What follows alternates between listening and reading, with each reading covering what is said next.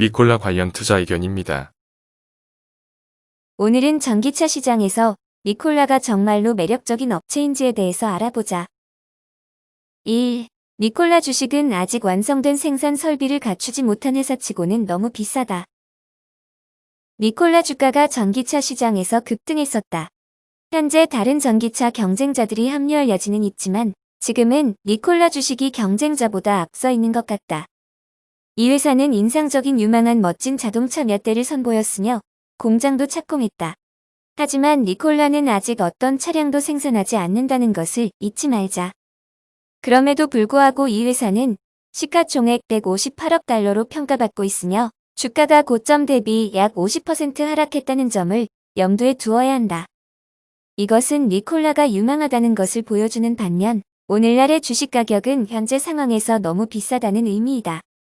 우리는 이미 중국 전기차 회사 니오가 약진하고 있다는 것과 그리고 테슬라는 시가총액으로 세계에서 가장 가치 있는 자동차 회사가 되었다는 것이다.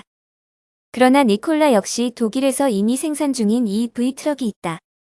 그런 의미로 테슬라 같이 추진력을 소유한 머스크 CEO가 있는 동일한 전기 자동차 시장에서 평가를 받아야 한다는 뜻은 아니다.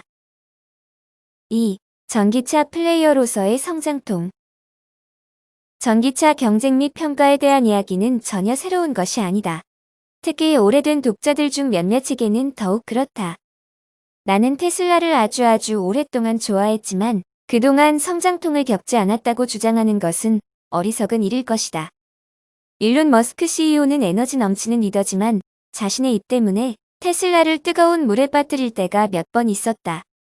그리고 전기차의 생산 문제, 부정적 언론 사업 확장, 품질 관리도 테슬라가 겪고 있는 성장통 중 일부에 불과하다. 니오도 마찬가지로 문제가 있었다. 어느 순간 모든 전기 자동차 제조업체는 장애물에 부딪힐 것이다. 니콜라에게 어떤 장애물이 있을지는 모르겠다. 그리고 그것이 테슬라나 니오로부터 교훈을 얻기를 바라지만 그렇다고 장애물이 없지는 않을 것이다.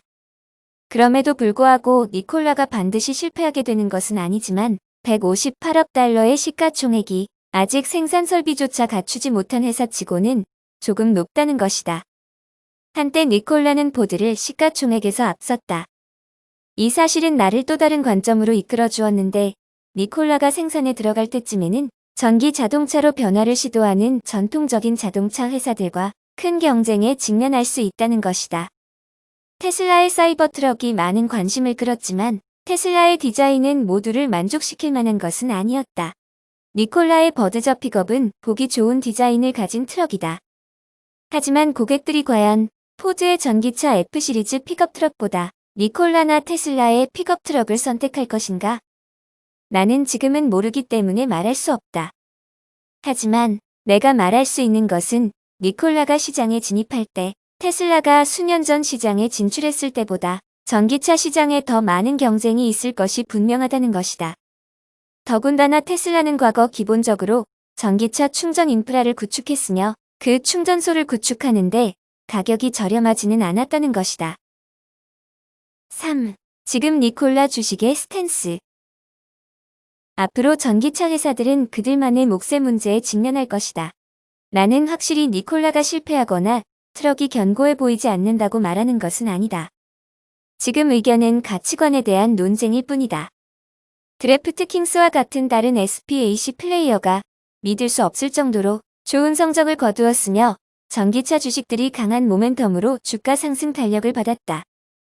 니콜라 주식은 수소 전기차를 생산하지 않았음에도 불구하고 마치 회사가 스스로 입증한 것처럼 주가는 반등했다. 주식은 잘 관리가 되었다고 생각한다. 니콜라 주식은 그 이후로 상당히 냉각되었다. 하지만 최근의 하락세 속에서 30달러가 얼마나 지원되었는지는 주목할 만하다. 더욱 인상적인 것은 니콜라 주가가 하락세 저항을 뚫고 20일간의 이동 평균과 40달러를 되찾은 것이다. 이러한 주가 트렌드는 이제 황소들이 방어하기에 중요한 포인트가 되었다.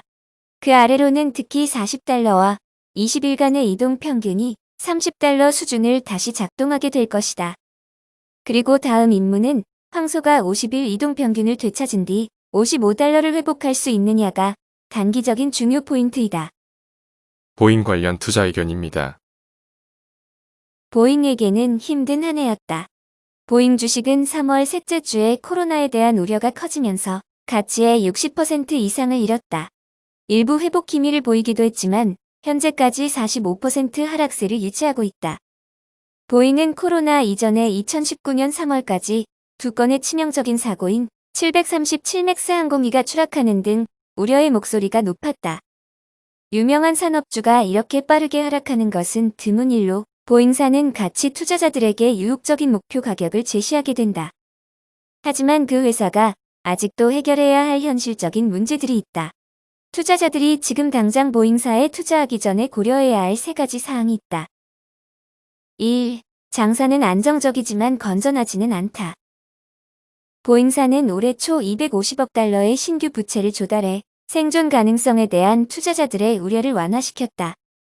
동사는 연말까지 737 맥스를 공수해 400대 이상의 조립식 제트기를 비축하고 있지만 아직 납품되지 않은 제트기 적재 공간에서 작업을 시작할 수 있기를 바라고 있다. 이는 결국 보잉사가 상반기에 100억 달러를 소비한 이후 현금 흐름을 증가시킬 것이다. 불행히도 이 과정은 단연간의 시간이 소요되는 작업이 될 것 같다. 그리고 보잉은 재고량 감소와 공급망의 건전성 보존의 균형을 맞출 필요가 있다. 737 맥스 발행 이전에 보잉은 지금까지 매달 55대 이상의 맥스 제트기를 제조하기를 희망했었다. 대신 보잉은 2020년 전체에서 80대 미만을 생산할 예정이며 2022년까지 월 31대로 점차 생산량을 재구축할 계획이다. 보잉은 또한 작년에 절실히 필요한 현금을 창출하고 회사를 위기에서 벗어나도록 도왔던 다른 모델의 생산량을 줄이고 있다. 이 회사는 777X의 도입을 2022년까지 미루고 747의 중단 계획을 발표했으며 787과 737 맥스의 생산 규모를 축소하고 있다. 그러한 결정들은 만약 여러분이 경기 둔화가 단지 몇 년 동안 지속될 것으로 예상한다는 전제에 행해지는 결정의 유형들이다. 2. 장기 침체에 대비하라.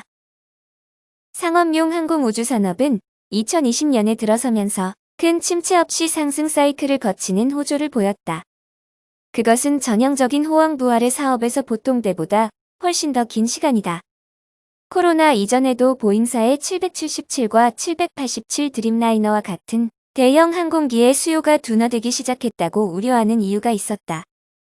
미국 항공사들만이 코로나에서 살아남기 위해 500억 달러 이상의 추가 부채를 떠안았고 부실하게 뭉쳐진 대차 대조표를 소생시키려면 몇 년이 걸릴 것이다.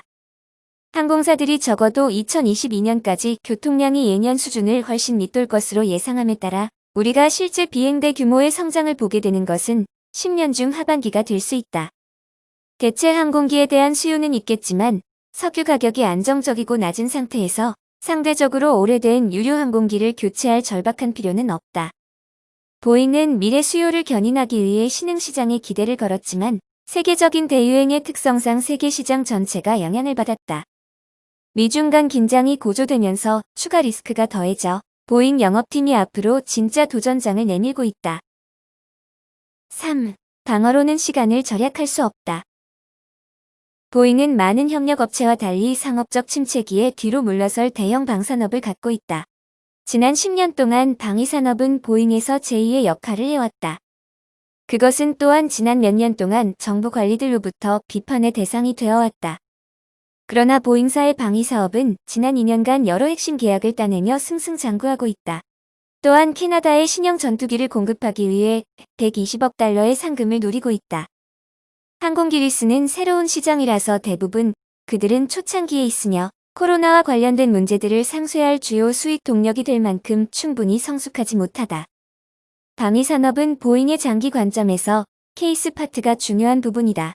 그러나 이 회사는 지난 10년 이상 상업 항공기 사업에 의해 죽었다 살았고 앞으로도 그런 변화가 있을 것이라고 기대하는 것은 쉽지 않은 상황이다. 결론, 보잉을 매입해야 되는 시기인가? 보잉사의 주가는 737 맥스의 새로운 이슈가 없는 한 3월에 그들이 시험을 받았던 최저가를 다시 테스트할 것 같지 않다. 그 회사는 코로나와 그 후에 어떤 경제 침체에도 뒤지지 않는 견고한 항공우주 포트폴리오를 가지고 있다. 항공사들이 결국 항공편을 운항하게 되면 그것은 다시 번창할 것이다. 그렇다고 해서 보잉사의 주가가 빠른 시일 내에 고도를 올릴 수 있는 촉매는 없는 상황이다. 그리고 737 맥스 재인증 과정에는 여전히 위험이 수반되며 비행기가 다시 비행하게 되면 항공사와 승객의 선호도에 대해 알 수 없다. 테슬라 관련 투자 의견입니다. 전기차 업체 테슬라는 최근 들어 눈살을 찌푸리고 있다. 지난 1년간 주가가 750% 이상 올랐다. 최근 5거래일 동안만 주가가 거의 40% 올랐다. 지난해 성장주의 큰 폭의 상승세는 당초 예상보다 좋은 사업 집행에 의해 주도되었다. 그러나 최근 들어 주식 분할 소식이 급상승의 주요 동력이 되고 있는 것으로 보인다. 주가가 너무 많이 올랐나? 아니면 이 정도 수준에서 실제로 주가가 매력적인가? 질문에 대해서 생각해보자. 1. 투자자들은 테슬라의 성장 스토리를 좋아한다.